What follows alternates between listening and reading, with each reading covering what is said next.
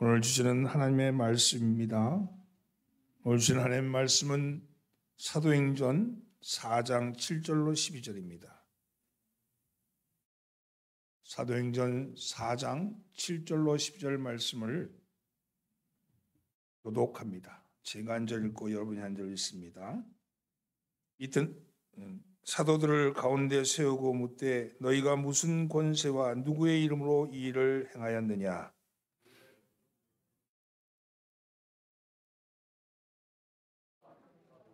만일 병자에게 행한 착한 일에 대하여 이 사람이 어떻게 구원을 받았느냐고 오늘 우리에게 질문한다면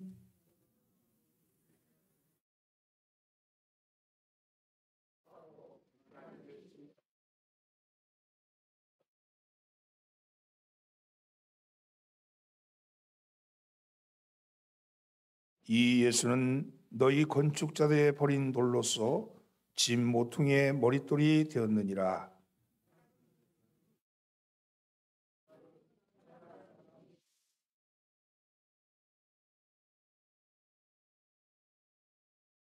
아멘.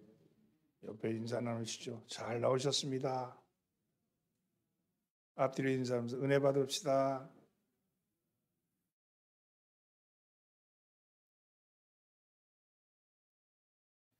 예수님이 부활하신 후에 40일 이 땅에 머무셨습니다.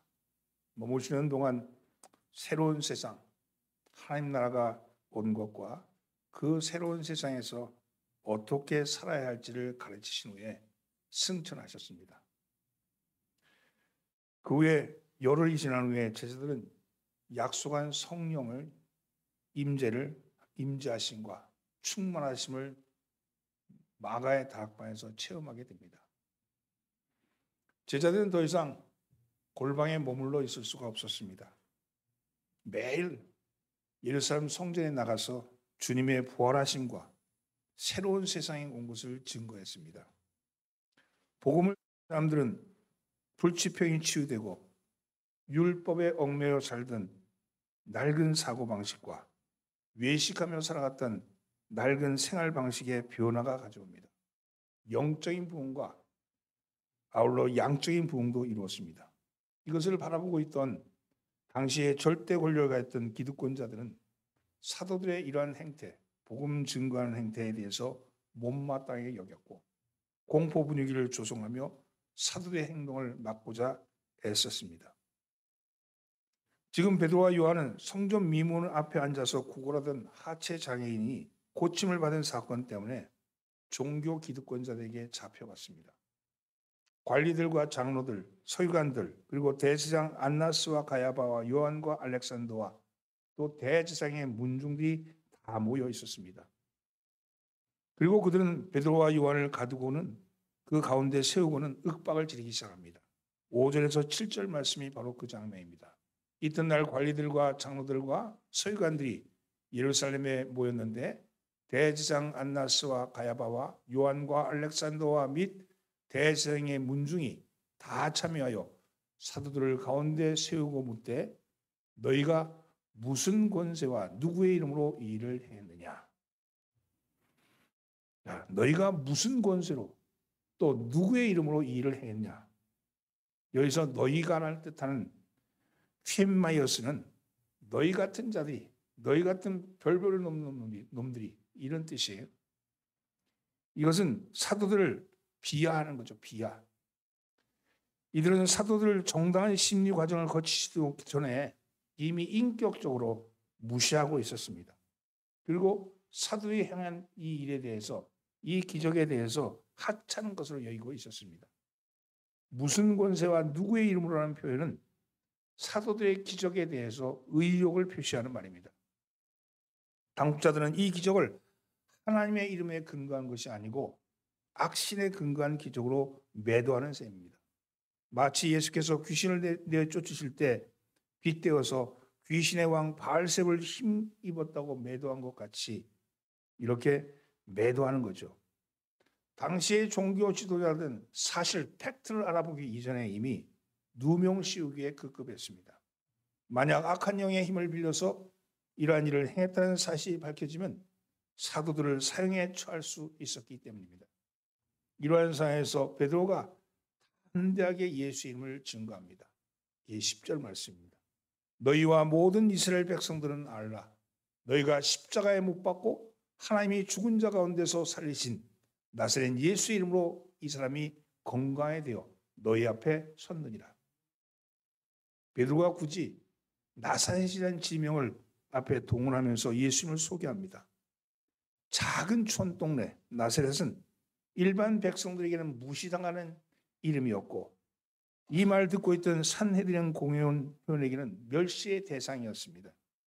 경건한 사람이었던 나다나엘조차도 나사렛에서 무슨 선한 것이 날 수 있겠느냐고 그렇게 폄하했던 그 나사렛, 그 촌동네의 이름을 앞에 내세우면서 담대하게 증거하는 겁니다. 나사렛 예수 그리스도의 이름.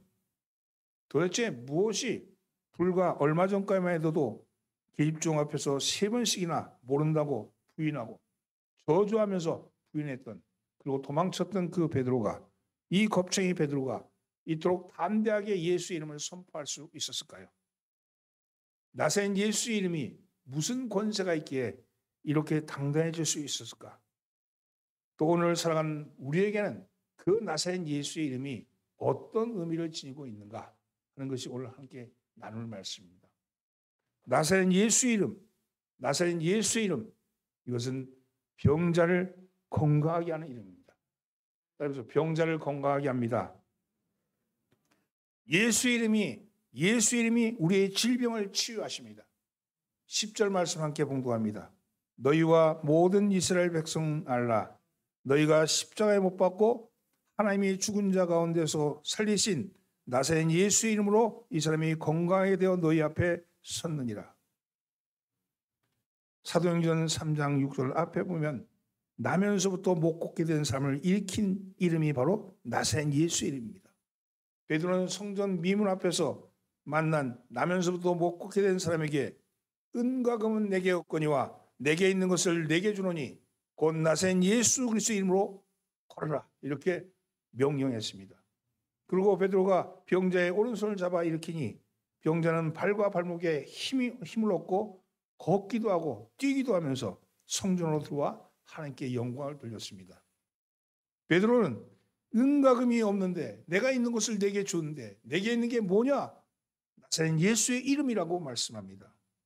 나사렛 예수의 이름을 내게 주는데 그 이름이 어떤 이름이냐? 병자를 치유하는 이름입니다. 성령의 충만함을 입은 베드로에게 나사렛 예수의 이름은 병자를 건강하게 하는 이름이요 능력임에 대한 확신을 가졌습니다. 베드로가 이처럼 담대하게 용기를 갖게 된 것은 나사렛 예수께서 모든 병을 치유하시는 능력을 가신 분이라는 것에 대한 믿음을 가졌기 때문입니다. 예수님의 공생애 내내 사도들은 병 고치는 예수님의 능력을 마음껏 체험했습니다. 사도들 스스로도 파송을 받아 병 고치는 기적을 행하기도 했습니다. 그러나 주님이 십자가에 달려 대속의 사역을 마치고 부활 승천하신 후에 성령을 보냈을 때까지 사도들은 자신들에게 그런 능력이 있음에 대해서 확신할 수 없었습니다. 용기가 없었습니다. 담력이 없었습니다. 그러나 오순절 보혜사 성령께서 강림하셨고 제자들이 성령의 충만함이 되었을 때 그들에게는 놀라운 담력이 생겼습니다. 우리에게 그런 능력이 있음을, 예수의 이름에 능력이 있음에 대해서 담력이 생긴 거죠. 과거에 예수님과 동행하면서 배우고 경험했던 모든 것이 되살아났고 주님이 약속하신 성령의 능력이 제자들에게 직접 나타나기 시작한 겁니다.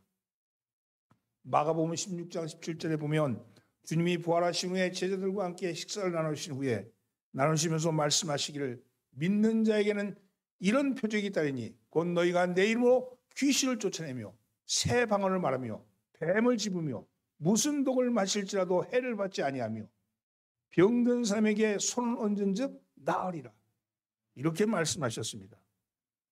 이제 베드로는 성전 미문 앞에서 나면서부터 못 걷게 되니까 일어난 것이 큰 일이 아니었습니다. 왜냐하면 나사렛 예수의 이름엔 그보다 더 큰 능력을 행할 수 있다는 사실을 알고 있었기 때문입니다. 따라서 베드로는 산헤드린 공회에서 살기등한 분위기 속에서 담대하게 나사렛 예수 이름을 찬양할 수 있었던 겁니다. 이런 확신이 있었던 건 그 이름에 대한 그 능력을 몸소 체험했기 때문이고 그 능력을 발휘했기 때문입니다. 사랑하는 성도 여러분, 여러분과 저 또한 사도들처럼 그 이름의 권세를 누릴 약속을 받은 사람들입니다. 이제 여러분 나사렛 예수 이름을 선포하십시오. 예수 이름으로 귀신을 쫓아내십시오. 우리 믿는 자들은 새 방언을 말할 수 있습니다. 주님을 증거하다가 뱀에게 물릴 수도 있고 독을 마실 수도 있겠지만 예수의 이름의 권세가 이 모든 것에서 우리를 보호하신다고 말씀합니다. 예수 이름으로 병든 사람을 위해서 기도할 때 고침의 역사가 나타날 줄 믿습니다. 이 마음이, 이 예수의 이름이 나에게도 유효하다, 나에게도 그 효력이 있다라고 그렇게 믿어진다면 여러분 다른 병든 사람을 위해서 기도하고 나의 병을 위해서도 기도하십시오. 내가 예수의 이름으로 이 병이 낫는다고 믿으면 그 병이 나을 줄 믿습니다.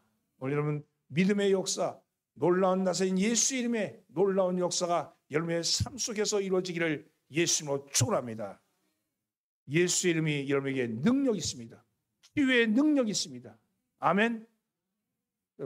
예수의 이름은 나의 병을 치유할 줄 믿습니다. 두 번째는요, 예수의 이름, 나사렛 예수의 이름은 삶의 변화를 시키는 이름입니다. 예수 이름이 우리의 삶을 변화시킵니다. 11절 말씀 함께 공부합니다. 이 예수는 너희 건축자들의 버린 돌로서 집 모퉁이의 머릿돌이 되었느니라. 사도 베드로가 산내된 공에서 천한 나사렛 예수님을 찬양하고 담대하게 선포한 것은 놀라운 변화입니다. 사도 베드로는 이 이름과 관련해서 잊을 수 없는 뼈아픈 과거를 가지고 있죠. 예수님이 잡혀가셨던 그날 밤 가야바의 집까지 멀찍이 따라가던 베드로는 그곳에서 여종 하나를 만나서 그 여종의 추궁에 3번씩이나 주님을 모른다고 부인했습니다. 여종이 베드로에게 네가 나사렛 예수, 갈릴리 예수의 일당이 아니냐 이렇게 물었을 때 갈릴리 예수, 이 얘기는요, 갈릴리라는 지역은 나사렛이 있는 큰 넓은 지역이 갈릴리입니다. 우리는 지금 도죠, 도. 나사렛은 그 안에 작은 니고, 그러니까 갈릴리 예수 그러면 이름을 크게 붙일수록 그 사람의 권위가 높아지는 거예요. 그런데 이 유대인은, 이 북방에 있던 유대인들은 거의 다가 갈릴리 사람에 속했고, 따라서 갈릴리 예수라는 것은요 그렇게 부끄러운 이름은 아닙니다. 떳떳한 이름일 수도 있죠. 그런데 베드로는 그 갈릴리 예수를 모른다고 3번씩이나 부인했습니다. 그런데 이제 어떻게 됐습니까? 베드로는 많은 권력자 앞에서 떳떳지 않은 이름, 별 볼 일 없는 이름, 나사렛 예수라고 얘기하는 거죠. 너희들이 변변치 못하다고 버린 나사렛 예수는 건축자의 버린 돌이 마치 머릿돌이 된 것처럼 머릿돌이 되었다고 선언합니다. 이 땅에서 비천하다고 평가받는 사람, 이 세상에서 별 볼 일 없다고 무시당하는 사람, 그런 삶을 하나님은 귀하고 만들고 값지게 만든다는 거예요. 이것이 놀라운 역사입니다. 그게 바로 예수의 이름은 변화의 이름인 겁니다. 예수의 이름은 영혼을 변화시키고, 예수의 이름은 정신을 변화시키고, 예수의 이름은 우리의 삶의 방식을 변화시키는 겁니다. 그리고 마침내 예수의 이름은 비천한 우리를 존귀하게 만들어 주십니다.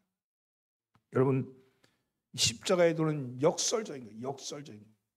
낮은 것을 높게 만들고 비천한 것을 귀한 것으로 만드는 이름이 바로 예수의 이름이고 십자가의 도입니다. 십자가는 대단히 천하고 가장 잔혹한 죽음의 상징이었습니다.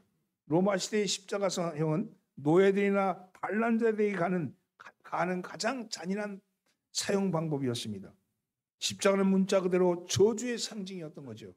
그런데 그 십자가가 예수께서 달린 후에는 세상에서 다시 없는 존귀한 것의 상징이 되었습니다. 여러분, 이런 교회마다 십자가로 상징을 삼고 있고 십자가를 국기로 삼는 나라도 한둘이 아닙니다. 가장 천한 것이 가장 존귀하게 되었다는 말입니다. 이처럼 베드로는 남들이 천시하던 나사렛 예수의 이름 속에 놀라운 존엄성을 발견했고 나사렛 예수의 이름으로 마음껏 자랑할 수 있었던 겁니다. 사랑하는 성도는 나사렛 예수의 이름은 베드로를 변화시킨 존귀한 이름입니다.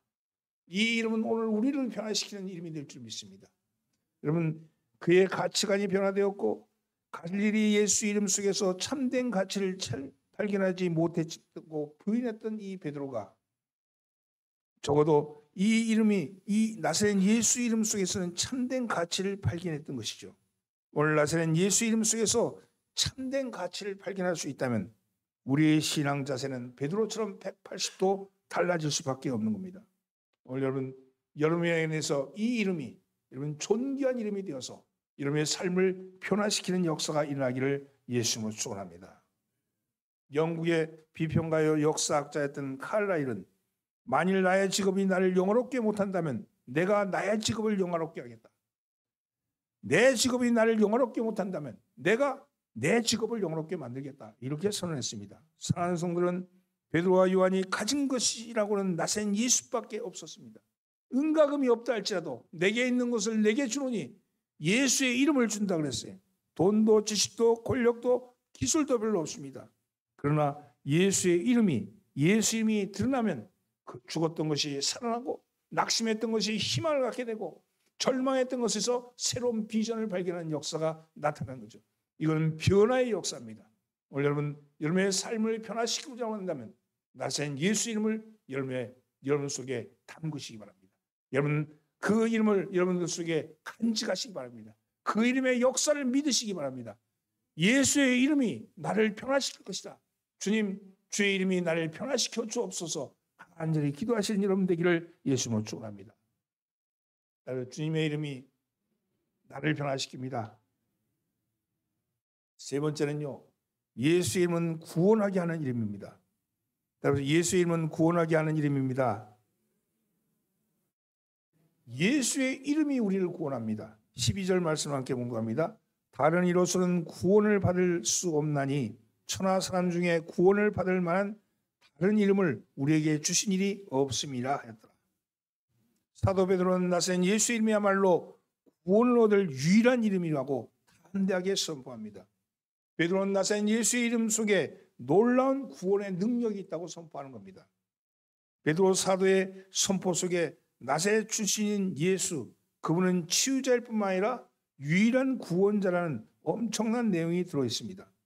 천하 인간의 구원을 얻을 만한 다른 이름을 우리에게 주신 일이 없다. 이렇게 단언하는 겁니다. 예수 그리스도만이 인류의 유일한 구원자라는 거예요. 예수가 그리스도다. 예수가 구원자다. 이 말씀은요. 예수 그리스도는 예수가 구원자다. 예수가 나의 구원자 되심. 이것에 대한 선포죠. 사랑하는 성도는 베드로의 자신만만한 선포처럼 천하 인간에게 구원을 가져오는 유일한 이름은 오직 예수밖에 없습니다. 여러분 복음이 뭡니까? 예수가 그리스도라는 거 아니에요? 여러분 그럼 뭘 하는지 내가 구원을 받기 위해서는요 예수의 이름을 불러야 된다는 거예요. 예수님, 예수님, 예수님, 예수님의 이름을 부르십시오. 여러분 다른 게 뭐 필요 있습니까? 기도할 줄 모른다고요? 어떻게 생활하는 줄 모른다고요? 예수의 이름만 불러도 구원이 이루어지는 겁니다. 그분이 나의 길이요, 그분이 나의 삶을 바꾸는 능력이라는 것을 믿고 그분을 부르십시오. 내가 아무개야 부르면 그 사람이 달려오잖아요. 마찬가지로 예수 이름을 부르는 것이 신앙입니다. 여러분 공부를 많이 하고 성경 공부를 많이 한다고 해서 되는 게 아니고요. 그분의 이름이 진정으로 그분이 인격적으로 내가 부르면 오실 분이라는 걸 믿고 부르시는 여러분 되기를 예수님으로 축원합니다. 이 구원에 대한 사도들의 외침과 이 세상은 다른 사상으로 무장되어 있죠. 구원을 받기 위해서 어떻게 해야 되는가? 철학이 구원에 가는 길이라고 생각하고 열심히 공부합니다. 과학이 구원의 길인 줄 알고 열심히 여러분 실험하고 열심히 여러분 개발합니다. 그러나 유사일에 예수 그리스도를 통하지 않고 영생의 길로 간 사람은 아무도 없습니다. 지식을 통해 가는 것도 아니고요. 과학을 통해 가는 것도 아니고요. 여러분 명상을 통해 가는 것도 아니고요. 고행을 통해서 가는 것도 아닙니다. 오직 구원의 길은 예수밖에는 없습니다. 여러분 진리를 찾아 헤매던 수많은 사람들이 진리를 찾고 여러 군데 다녔지만 결국은 예수 그리스도의 십자가 아래서 참 안식을 찾았고 영생의 축복을 누리게 된 겁니다. 에덴 동산에서 범죄 이전의 아담은 하나님과 통했고 하나님을 아버지 알듯 알았고 죽음과 죄를 모르는 생명을 소유했습니다.